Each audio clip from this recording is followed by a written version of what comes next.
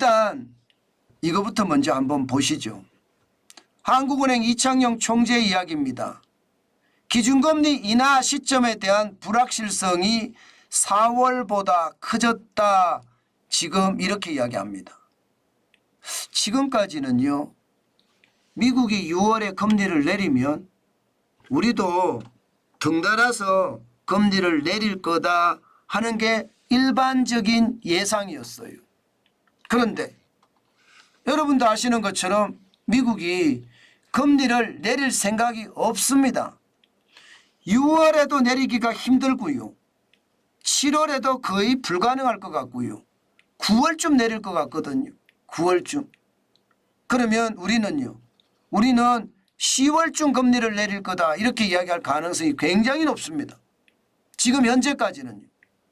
그러나 시장이 또 잘 돌아간다면 지금 10월에도 금리 인하하기가 쉽지 않다는 이야기도 솔솔 피어나옵니다. 그러면 도대체 금리 인하는 언제쯤 해야 할까요? 당장 말입니다. 미국과의 기준금리 차가 2%가 나기 때문에 우리가 선제적으로 금리 인하하는 것은 어렵다.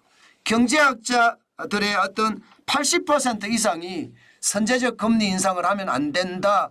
지금 이렇게 이야기한다고 합니다. 2% 격차는 쉽지 않은 격차고 미국이 기준금리가 5.5%고요. 우리는 3.5%입니다. 미국이 더 높아요. 예금을 하면 미국에서 이자를 더 많이 준다는 뜻이에요. 똑같은 금액을 한국에 예치하는 것보다가 미국에 예치하는 게 훨씬 낫잖아요. 그 바람에 말입니다. 경제학자들조차도 금리 인하를 하면 안 된다. 지금 이렇게 이야기하거든요. 미국보다 먼저 인하하면 안 된다. 과연 그 말이 맞을지는 솔직히 생각을 해봐야 되는 문제예요. 왜냐하면 미국의 소비자 물가가 안 떨어져요. 앞서도 말씀드린 것처럼 금리 인하하기가 참 쉽지 않다는 뜻이에요. 물가가 안 떨어지니까 금리 인하하면 무슨 문제가 생길까요? 여러분도 아시는 것처럼 물가가 계속 3.4%, 3.5% 이렇게 유지하면요. 금리가 동결돼서 오래 갑니다. 예, 다시 말해서 5.5%의 금리가 계속 간다는 거예요. 9월에 인하도 아니고 더 멀리 가서 뭐 10월은 없죠. 11월이죠. 11월. 11월은 대통령 선거 때문에 아마 쉽지 않고요. 12월도 인하한다고 이야기하는데 지금처럼 경기가 좋아지면 12월도 인하하기 쉽지 않습니다. 그러니까 금리 인하의 어떤 텀은 굉장히 길어지는 거예요. 그러면 여러분, 그러면 미국이 금리 인하를 안 하는데 우리가 선제적으로 금리 인하를 한다?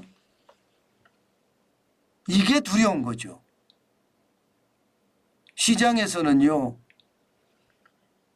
미국이 금리 인하하기 전까지는 하지 마라가 대세인데 문제는 9월에도 인하 안 하고 뒤로 밀리면 우리 경제 괜찮을까요? 안 그래도 고금리 고물가 때문에 시장에는 타격이 있거든요. 그러면 우리는 어떻게 해야 될 것인가 고민이 커질 수밖에 없습니다. 사실 우리도 소비자 물가는 안 떨어지고 있는 판이거든요. 약간 떨어지긴 떨어져서 2.9%까지 소비자 물가가. 예, 이러니까 우리도 고물가의 상태 지금 현재 가동 중이라는 뜻이잖아요. 이런 상태에서 우리가 먼저 금리를 내린다 쉽지 않은 이야기입니다. 그러나 반드시 생각해야 될 것은 고금리가 오래가면 시장이 무너진다. 이것 반드시 생각해야 되거든요. 사실 세계 각국도 말입니다. 고금리가 오래가니까 시장이 무너져요. 브라질도 무너졌고 칠레, 멕시코, 헝가리, 체코, 스위스, 스웨덴 시장 경제가 붕붕붕붕 떠올라야 되는데 현장 경제마저도 무너진다는 이야기예요. 그러니까 금리를 선제적으로 내려버립니다. 미국이 안 내렸는데도 지금 개발도상국부터 시작해서 선진국까지 선제적 금리 인하를 하고 있습니다.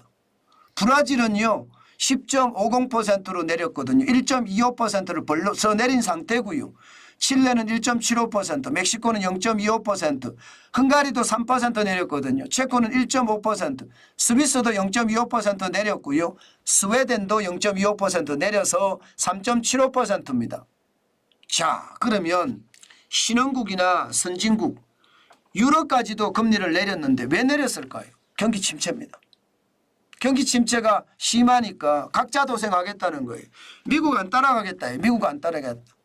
지금 우리가 살아야 된다. 달러 빠져나가려면 나가라. 우리가 살아야 되니 금리를 먼저 내려야 된다. 이런 이야기거든요. 자, 이런 상태면 우리는 어떻게 해야 될까요? 우리도 금리 인하에 대한 이야기가 나올 수밖에 없습니다. 그러니까 한국은행 총재 이창용 총재는요. 이 물가가 지금 2.9%잖아요. 한 2.3%에서 2.4%대로 고정이 된다면 금리를 내릴 수도 있다. 이렇게 이야기하거든요. 2.3%, 2.4% 고정이 된다면요. 그런데 이것도 저는 좀 모순이 있다고 보는 게 여러분 알다시피 소비자 물가가 왜 올라갔냐의 문제거든요. 왜 올라갔나의 문제는 수요자가 많아져서 수요 측면이 강해져서 물가가 올라간 게 아닙니다. 그러면 뭐냐? 공급 측면에 문제가 있어요. 다시 말해서 원자재 가격이 오르고요. 또 원달러 환율이 오르면서 소비자 물가가 올라가고 있는 거거든요. 여기에다가 정부의 재정 정책에 힘입어서 통화량이 마구마구 늘어나서 실물의 가치가 올라가는 거. 그래서 물가가 오르는 거거든요. 그러면 여러분 금리 인하하고 관련이 있습니까? 금리라는 건 금리를 인상하거나 인하하는 것은요. 물가를 잡기 위해서 인상 인하를 합니다. 그런데 금리를 인상하는 이유는 소비를 좀 줄이겠다 이런 생각이거든요. 소비 측면에서 좀 줄여서 물가를 낮추겠다 이런 뜻이거든요. 그런데 지금 물가는 공급 측면의 물가란 말입니다. 이런 것을 감안을 해보면 결국 저는 금리 인하해야 된다고 봅니다. 선제적으로. 그렇지 않으면 저는 우리 경제 자체가 굉장히 위험에 처할 수도 있다고 보는 거예요. 오죽했으면 여러분 유럽이 미국보다 금리 인하를 먼저 하겠다 이렇게 선언을 했을까요? 6월에 금리 인하한다고 하잖아요. 저는 그런 차원이라면 한국은행이 금리 인하를 했어야 된다고 봅니다. 그 통화량이 늘어나는 문제는요. 통화 긴축. 다시 말해서 한국은행이 보유한 채권을 팔아서 시중에 있는 원화를 빨아들이는 것. 저는 그런 방법도 있다고 보거든요. 지금 경기 침체가 계속이 되면 그만큼 어려워진다는 뜻입니다. 여러분 이 지표 한번 보세요. 주요 은행의 전세자금 대출 연체액 추이입니다. 이게 2023년 1분기에 3,101억 9,600만 원이었거든요. 그런데 2024년 1분기 보세요. 4천입니다. 4,121억 6,800만 원이에요. 1년 사이에 전세자금 대출에 대한 연체가 28.7% 늘어났습니다. 금리에 대한 부담이 엄청 된다는 뜻이에요. 919억 7,200만 원이 늘었습니다. 그러니까 이자 폭탄에 충격이 된다는 뜻이니까 이게 전세 자금이잖아요. 서민들의 고통이 커진다는 거잖아요. 저는 이게 결국 금리 때문이라고 보거든요. 전세자금 연체율도 말입니다. 2023년 1분기가 0.295%였습니다. 지금은요 0.387%예요. 전체 퍼센테이지로 보면 0.387이니까 그렇게 높지는 않다 이렇게 이야기할 수는 있어요. 그러나 우상향의 곡선이잖아요. 게다가 기울기가 가파릅니다. 2023년 1분기에 0.295%인데 2분기가 0.342%입니다. 다시 말해서 굉장히 나빠진다는 뜻이에요. 게다가 계속 지금 연체율이 올라가죠. 이렇게 되면 여러분 서민들의 아픔이나 서민들의 고통은 더 커질 겁니다. 저는 그런 차원에서 보면 선제적 금리 인하도 경제학자들이 반대한다고 이야기하지만 통화정책은 여러 가지가 있을 수 있습니다. 그런 통화정책을 가지고 다양하게 구사를 하면서 저는 금리를 선제적으로 인하했어야 된다. 저는 그렇게 계속 말씀드리고 싶어요. 시장이라는 게 그렇게 움직이고 있다는 것, 저는 반드시 현장 중심의 정책이 필요하다고 봅니다.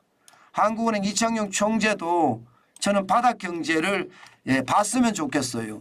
바닥 경제를 보지 않고 시장을 말입니다. 탁상으로 보고 있을 때는 문제가 더 생길 수도 있거든요. 저는 그게 시장의 위협이 더 될 수도 있으니까 반드시 바닥 경제를 좀 샅샅이 훑어보는 것이 필요하다. 그 말씀도 강조하고 싶습니다. 강조하고 싶습니다.